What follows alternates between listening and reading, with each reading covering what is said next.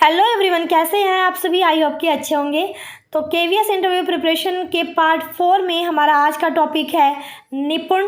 तो ये भी एक बहुत ही ज़्यादा इम्पॉर्टेंट टॉपिक है और आप कह सकते हैं कि ये एक ट्रेंडिंग टॉपिक है जहाँ से आपसे क्वेश्चन एग्जामिनर जो है पूछेगा ही पूछेगा। ठीक है, तो इसको आप लोग बिना स्किप किए तैयार करिएगा।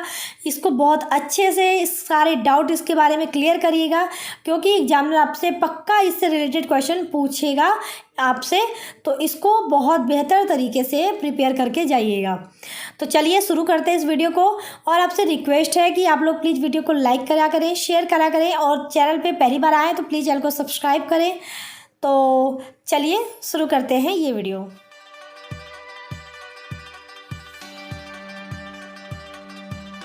सबसे पहले केवीएस इंटरव्यू प्रिपरेशन में हम सेंटर में लिख लेंगे। मैंने यहाँ पे लिखा है निपुण, क्योंकि हम सेंटर में रखे हम बाकी चीज़ों को हम इससे रिलेटेड जो भी होगा सब कुछ दिखाएंगे।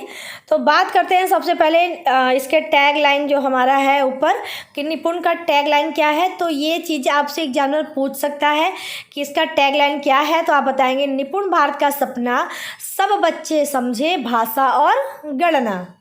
तो इसको बहुत अच्छे से तैयार करके जाइएगा कि वाकई में निपुण का जो टैग लाइन है वो क्या है।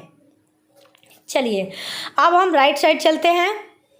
राइट साइड में आप अगर देखेंगे तो फुल फॉर्म यहाँ पर इसका निपुण का बताया गया है। जैसे निपुण तो बहुत शॉर्ट फॉर्म है, अगर इसका फुल फॉर्म आपसे एग्जामिनर पूछता है तो आप क्या कहेंगे, national initiative for proficiency in reading with understanding and numeracy, यानी निपुण भारत मिशन। तो ये इसका फुल फॉर्म है निपुण का।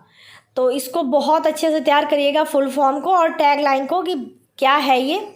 चलिए और इम्पोर्टेंट पॉइंट क्या क्या है निपुण के।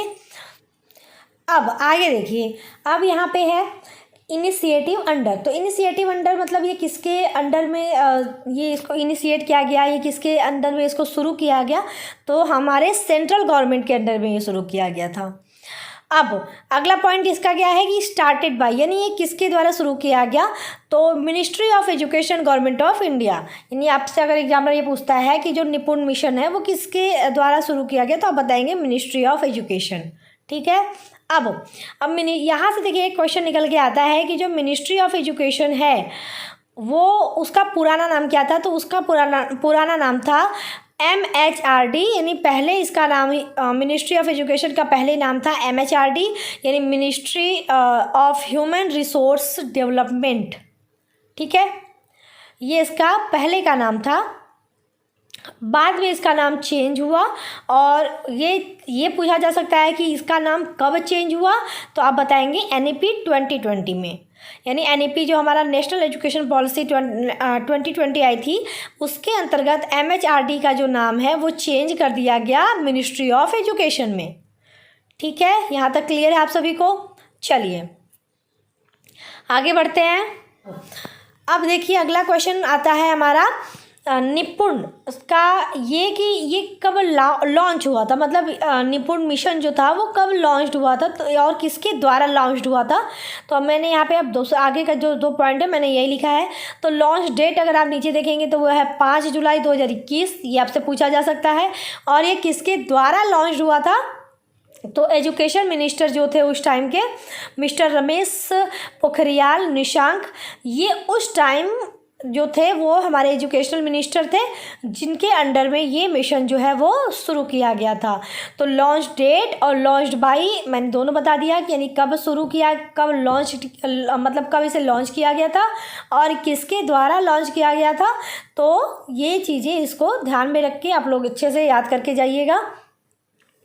आगे यहाँ पे है कि अब ये जो निपुण मिशन है, ये इस मतलब निपुण भारत मिशन जो है इसका उद्देश्य क्या है, यानी ये क्यों शुरू किया गया, क्यों लॉन्च किया गया। तो वही अगला पॉइंट है कि Nipun Bharat launch for ensuring that every child in country necessarily attend foundational literacy and numeracy by end of grade 3 by 2026 to 27। यानी जैसे FLN अभी मैंने आपको जो प्रीवियस वीडियो अगर आप देखेंगे लास्ट के लास्ट, तो उसमें निपुण FLN के बारे में मैंने जो है वो बताया था कि FLN जो फाउंडेशनल लिटरेसी एंड न्यूमेरसी है वो क्या है। उसमें मैंने ये बताया था कि जो NEP 2020 आई थी उसके अंतर्गत FLN का जो पूरा करने का प्राप्त समय था वो 2025 था। लेकिन जब NEP 2020 के अंतर्गत निपुण मिशन को इंक्लूड करा गया, ठीक है, निपुण मिशन को लाया गया, तो निपुण मिशन के मतलब निपुण मिशन का ये था कि हमको 2025 नहीं बल्कि 2026-27 तक जो है FLN को पूरा करना है, इंश्योर करना है कि सभी बच्चे जो हैं वो जो है 2026-27 तक फाउंडेशनल लिटरेसी और न्यूमेरसी को प्राप्त कर लें। और ध्यान रखिएगा, मैंने यहाँ पे कहा, मैंने FLN के बारे में जब बताया था तो ये कहा था कि FLN का जो एज या लिमिट है वो कब तक का है, तो अप टू क्लास 3 यानी कक्षा 3 तक, क्योंकि कक्षा 3 तक और जो एज था वो क्या था 3 to 9 ईयर्स। तो 3 साल से 9 साल के बच्चों का हमें FLN पूरा करना था। और साथ ही यानी अब क्लास के हिसाब से बात करें तो कक्षा 3 तक हमें इस FLN को पूरा कर लेना था। तो वही चीज़ यहाँ पे लिखा गया है कि निपुण भारत जो है वो लॉन्च किया गया था ये इंश्योर करने के लिए कि देश में जितने भी बच्चे हैं सभी बच्चे FLN को पूरा कर लें कक्षा 3 तक, और बाई कितने ईयर तक, कितने साल में, मतलब 2026 से 27वें साल में इस चीज़ को पूरा कर ले। तो ये निपुण भारत का जो है मतलब मिशन था कि किस वजह से इसको लॉन्च किया गया था। चलिए थोड़ा सा नीचे एक साइड और पॉइंट है उसको भी देखते चलते हैं। तो अगर आप देखें तो निपुण में FLN का टारगेट टाइम जो है, क्योंकि यही से हमने क्वेश्चन उठाया है कि अलग से, ताकि आपको कन्फ्यूजन ना हो, तो निपुण में FLN का टारगेट टाइम क्या हो जाएगा 2026-27। ओके। अब यहाँ पे एक पॉइंट और है कि नीचे की साइड में आप देखें तो निपुण के कार्यान्वयन के लिए एक नेशनल स्टीयरिंग कमेटी का गठन किया गया था। यानी ये बहुत इंपॉर्टेंट पॉइंट तो नहीं है, लेकिन हो सकता है कि एग्जामिनर या इंटरव्यूअर जो है वो आपको घुमाने के लिए इस तरह से क्वेश्चन पूछ दे कि निपुण जो मिशन था उसके कार्यान्वयन के लिए, यानी उसको अच्छे से चलाने के लिए एक कमेटी का गठन किया गया था। उस कमेटी का नाम बताइए। तो आप बताएंगे उस कमेटी का नाम था नेशनल स्टीयरिंग कमेटी यानी NSC। यहाँ तक आपको क्लियर है? आई होप कि इसमें कोई डाउट आपको नहीं होनी चाहिए। चलिए आप बढ़ते हैं हम लेफ़्ट साइड की तरफ। तो लेफ़्ट साइड में अगर आप देखें तो यहाँ पे है target for foundational literacy and numeracy, यानी जो टारगेट बताई गई है कि कैसे कैसे हमको FLN को निपुण मिशन के अंतर्गत पूरा करना है। तो इसका स्मॉल ट्रिक है BGGG यानी BGG। तो B मतलब बाल वाटिका, G मतलब ग्रेड 1, G मतलब ग्रेड 2 और तीसरे G का मतलब ग्रेड 3। तो ये यहाँ पर आप फिगर के माध्यम से, चार्ट के माध्यम से आप देख पा रहे होंगे। तो ये ही हमारा है कि हमको किस तरह से FLN मतलब फाउंडेशनल लिटरेसी और फाउंडेशनल जो न्यूमेरसी है उसको हमको ग्रुप वाइज और एज वाइज किस तरह से और क्या क्या पूरा करना है उसके अंतर्गत। तो अगर आप देखें तो BGG है, तो B मतलब बाल वाटिका, तो ग्रुप में हमने B लिख दिया पहले, और एज उसमें क्या हो गया, यानी बच्चों की जो एज है, क्योंकि हमारा एज भी तो हमें बताना ना कि कौन से क्लास या कौन से एज में हमको क्या पूरा करना है। तो बाल वाटिका में अगर आप देखें तो बाल वाटिका में 5 से 6 है। तो यहाँ पर अक्षर की जो पहचान है FL में यानी फाउंडेशन लिटरेसी के अंतर्गत क्या क्या होता है बाल वाटिका में, अक्षर की पहचान मिनिमम 2 वर्ड पर मिनट बच्चा सीखता है। अब जो FN है वो है 1 से 10 तक अंक पहचान संख्या और आकृति पहचान। ये आपका बाल वाटिका के अंतर्गत हो गया। अब ग्रेड 1 यहाँ पर है। ग्रेड 1 का जो एज लिमिट है वो है 6 से 7 साल, और इसमें FL के अंतर्गत आ जाएगा, यानी फाउंडेशन लिटरेसी के अंतर्गत आएगा 4 से 5 सरल शब्द पर मिनट, और FN के अंतर्गत अप टू 2 डिजिट 99 तक EG प्लस माइनस भी सीख जाएगा। मतलब बच्चा इसमें जो EG प्लस माइनस है वो सीखेगा, और अप टू 2 डिजिट तक जो नंबर है वो सीखेगा, उसकी पहचान कर पाएगा। अब ग्रेड 2 में क्या होता है, तो ग्रेड 2 की जो एज सीमा है वो है 7 से 8 साल।